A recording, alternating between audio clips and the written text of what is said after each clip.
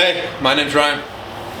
Today is Thursday, and every Thursday I try to keep a low day as long as the training week goes how it should in terms of scheduling. Put out a post on my Instagram of what I consider a low day to be, but just like in quick summary, it is a low intensity day, and it is low intensity predominantly because it lacks any exercises that are intense in nature, like any of the big three, squat, bench, deadlift, or definitely any Olympic exercises, sprinting or high intensity jumps, right? None of that would ever be scheduled for a low day. And then secondarily, I just go about the day much differently in terms of like my mindset, right? So like I'm not trying to get jacked up for any of this. It doesn't really take a whole lot of focus to get through. It's not a very demanding session, right? And I love this for a lot of reasons, but the main one is that it just doesn't take a whole lot of time, right? It's almost like some gym cultures become like a badge of honor to be in the gym for like 2 hours or more. And that's just insane to me. Like if I can limit the amount of time that I'm in the gym and still get the same effect, it's like, why wouldn't I want to do that? There's so many other things that I have to do throughout the day.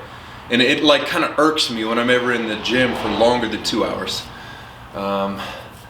So this is just a testament to that, like getting in, getting out, getting your work in, getting it done, and moving forward. And today I'll probably rant on hypertrophy and science and studies, because there's just a whole lot of stuff that I don't understand, and it just feels like on social media it's just this echo chamber of what seem to be like the same ideas, just maybe like articulated differently between different people. And if you're like on one side of the fence, you're a complete pariah, and if compared to the other side of the fence, I don't know, it just seems very polarizing is how I should have said all that. So here we go. One thing I've really gotten into as far as like advancing my programming is being detailed with the names of my exercises, right? So this isn't just a lawnmower, this is a small incline lawnmower, right? And I'm adding in that small incline to allow myself to just stretch a little bit more at the bottom because I have that elevation to be able to do so.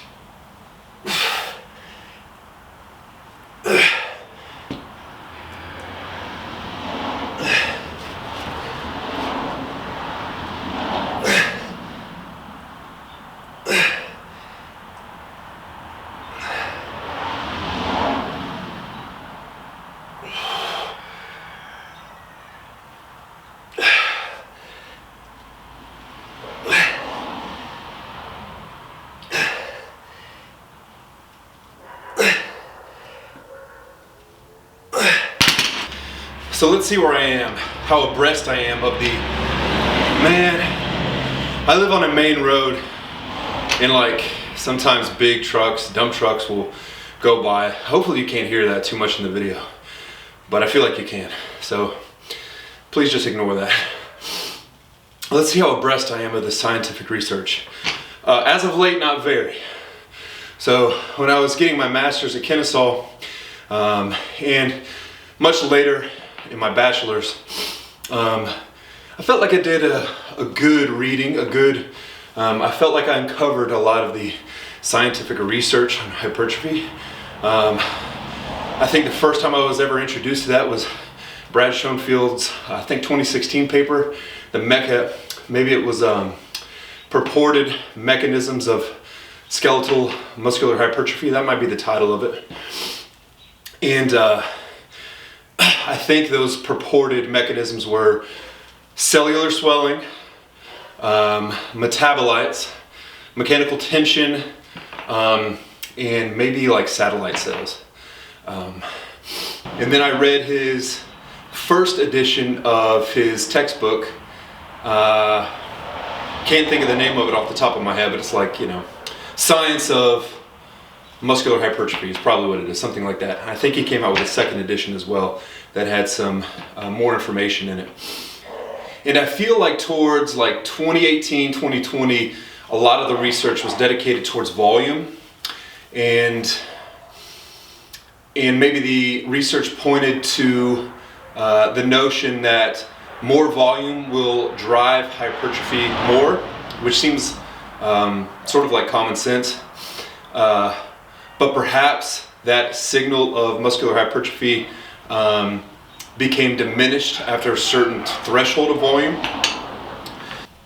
And also during that time, I think we kind of began to get away from this idea that certain rep schemes are more beneficial for hypertrophy just from like a general standpoint, in that like doing the same amount of volume, whether that's sets of 5 or sets of 10, as long as that volume is the same across both of those set rep schemes, the hypertrophic stimulus will essentially be the same. Remember that being a big one as well.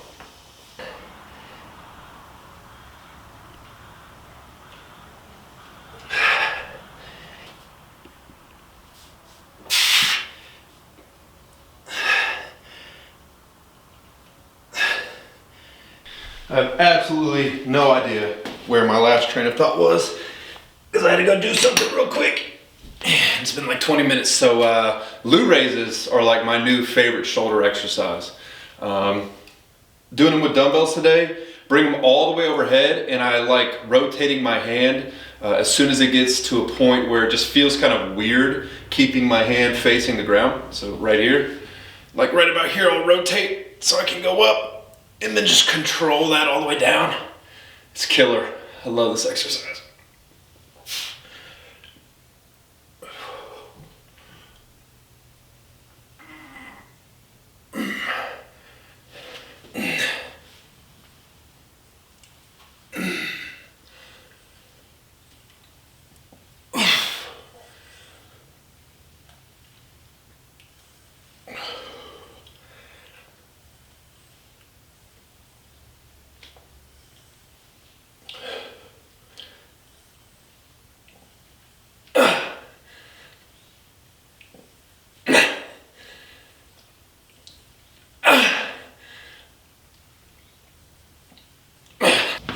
All right, so really the discussion that I want to have about this today, and going back to that first point that I was talking about, the very beginning of the video where I said I was confused, like I am not so confused about the science on the physiological standpoint of muscular hypertrophy. It seems like biology would be biology, and that at some point we could fully elucidate, if that's not done already, the entire cellular signaling process from lifting weights, right? Starting from lifting weights all the way down to the most fundamental level of cellular signaling, whatever that is.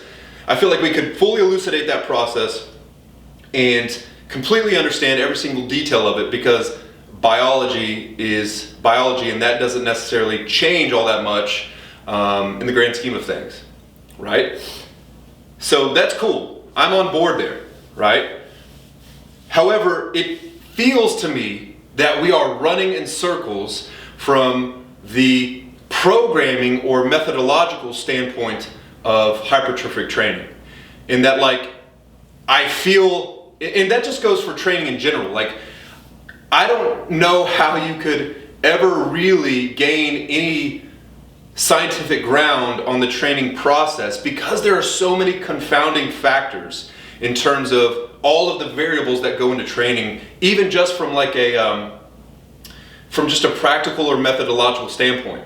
And so, like, keeping the conversation specific towards hypertrophy, it feels like on social media that we're just like arguing in circles, right? And we're arguing about the very minor nuances of hypertrophic training that in reality, or maybe in like, again, from a zoomed out perspective, have maybe like a 0.001% effect, right? And so I saw, I think it was like a Ben Yanes post where he was talking about how you should, if you're doing a seated row, if you're using that smaller attachment, you should be using the wider attachment, because that smaller attachment will keep your elbows maybe at like this range of motion, where if you're using the wider one, you can come back a little bit more. And that post caused so much conflict, and like it was so polarizing. And when we get, in the point that I always get to, when we get down to the nitty gritty of these details, it's like, okay, if we had someone perform hypertrophic training to the most pedantic degree that science says that we should, right? And we completely inked out every single bit of all of that in terms of the most optimal exercises and the most optimal training strategies, like, and then we just look at someone like Ronnie Coleman, you know, performance enhancing drugs aside, who just trained heavy and hard and just threw weight around. Like, how much better are you going to be doing that versus this? Is it going to be a 1% difference, a 10% difference? It feels to me that the difference in those two training strategies are going to be negligible for the majority of people, right? And so those two things are on the end of the spectrum. But like, if you just lie somewhere in the middle, where you just train hard, train through a full range of motion, use exercises you like, I think you will reap every single ounce of hypertrophic stimulus that you potentially could. And I don't think you should worry about all of this.